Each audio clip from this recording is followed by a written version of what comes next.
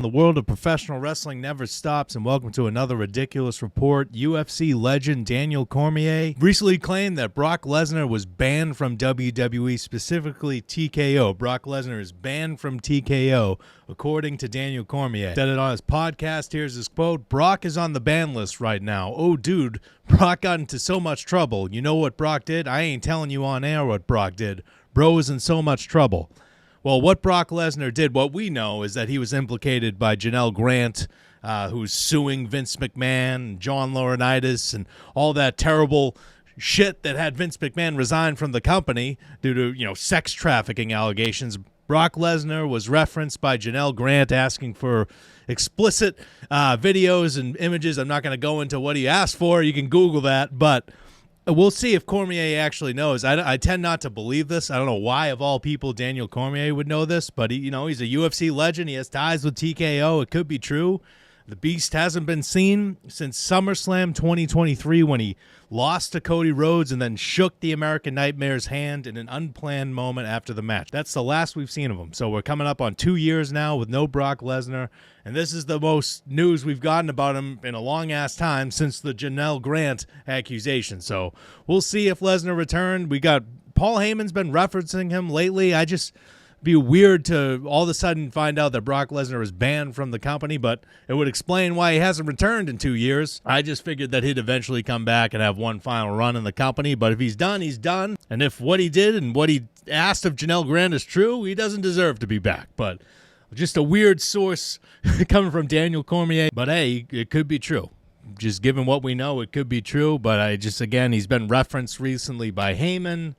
I just feel like Lesnar will eventually be back, but who knows? Again, if the accusations are true, he won't be back. Goldberg wrestled his final WWE match at Saturday night's main event earlier this month against World Heavyweight Champion Gunther. He gave it everything he had, but the man could not defeat Gunther to capture the title. He was choked out in the middle of the ring. He lost in an honorable fashion. He didn't tap out. It wasn't a disqualification, a screwy finish. He was choked out and passed out and refused to submit, but that wasn't good enough for Goldberg. He's pissed off about his retirement match. He went on Ariel Helwani's podcast last week, ripping apart WWE, saying, I wish it was out of PLE. I don't want to complain, but let me just spend the next 45 minutes complaining. Well, Dolph Ziggler, now known as Nic Nemeth, responded to Goldberg's comments, essentially calling him selfish. Here's what Nemeth said. "It bothers me because I know everybody in all locker rooms, independent and professional companies, that go, 'Are you effing kidding me right now? You got it on a platter, and so many people will never get that moment.'" And then he said, "Good riddance to Goldberg." So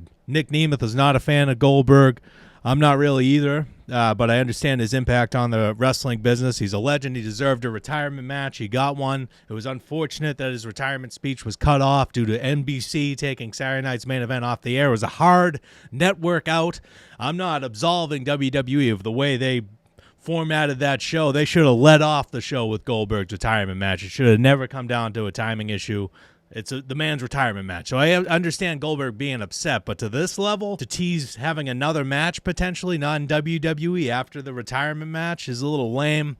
But Goldberg, he has a car podcast or whatever. He's got some kind of show. I'm sure that's the reasoning behind this, and it's all just a promotional ploy. But still, his words pissed off a lot of people after that retirement match because, again, not too many people in the professional wrestling business get to have their final match be against the World Heavyweight Champion on network television. It's kind of ridiculous to hold a grudge and complain about that, but that's Bill Goldberg. Kevin Owens was supposed to face Randy Orton at WrestleMania 41, but had to pull out of the match due to a neck injury, and Randy Orton wound up defeating, at the time, TNA World Heavyweight Champion Joe Hendry. Now the World Heavyweight Champion is Trick Williams, the NXT star. I don't know what the hell's going on with TNA, but we got AJ Styles showing up at Slammiversary tonight. 8,000 tickets sold. Looks like TNA's making a comeback. But Kevin Owens could not compete at WrestleMania. Randy Orton defeated Joe Hendry, and now we got an update from Fightful Select that Owens just underwent his surgery on July 18th, and the report noted that he could be missing WrestleMania 42 next year in 2026. So Kevin Owens could miss over a year of action due to this neck injury. He waited. He wanted to see how it would heal naturally before he went in and got surgery. Surgery might be less extensive because he waited, but who knows? Hopefully the prize fighter's back before WrestleMania 42. That's a long-ass time away. So that's unfortunate news, but all the best to Owens. Can't wait to see him back. And finally, the Judgment Day's Raquel Rodriguez and Roxanne Perez won a fatal four-way tag team match at Evolution 2025 to retain the Women's Tag Team Championships. One of the teams in that match was Charlotte Flair and Alexa Bliss, who were randomly just given another title match on SmackDown. No build, no nothing. Just you get a title match. So it will be Charlotte Flair and Alexa Bliss versus Rodriguez and Perez for the women's tag titles at SummerSlam next month. Just announced out of nowhere. But she was recently interviewed and discussed her name being chanted at Evolution 2025. You remember before that PLE, she released an article on the Players Tribune discussing her return, how it's not going how she expected. Fans aren't relating to her. She wants to be a babyface, but she can't get those chants because she returns and wins the Women's Royal Rumble, and everybody's already sick of her. It's hard to be a babyface when you just always win no matter what. But the fans at Evolution got on her side. Her partnership with Alexa Bliss has been a huge deal in turning Charlotte Flair babyface. I don't think she could do it on her own at this point. And that's not a shot at Charlotte Flair. I just don't think she could pull it off. There's so much history, and fans can't stand her. But you pair her with Alexa Bliss. Apparently, Alexa Bliss is a miracle worker, and now Charlotte Flair is getting her name chanted and getting babyface pops on SmackDown this past Friday night when she defeated Raquel Rodriguez. But in a recent interview, she revealed just how much the fans chanting her name meant to her. I was blown away when they started chanting, "We want Charlotte." I was like, "You're all chanting for me?" I was like, "Don't tear up on the ring apron. You have to run a comeback." They made my night. They made my year. Her comeback hasn't gone as expected. She's been getting booed. She was just a total heel during her rivalry against Tiffany Stratton. That just didn't work at all, that rivalry, unfortunately. But what has worked is her partnership with Alexa Bliss. I thought they were going to win the titles at Evolution, so I'm picking them to win at SummerSlam again next month. But that is it for this episode of The Ridiculous Report. Thank you so much for watching, and if you have not subscribed, please do so. Have a good one.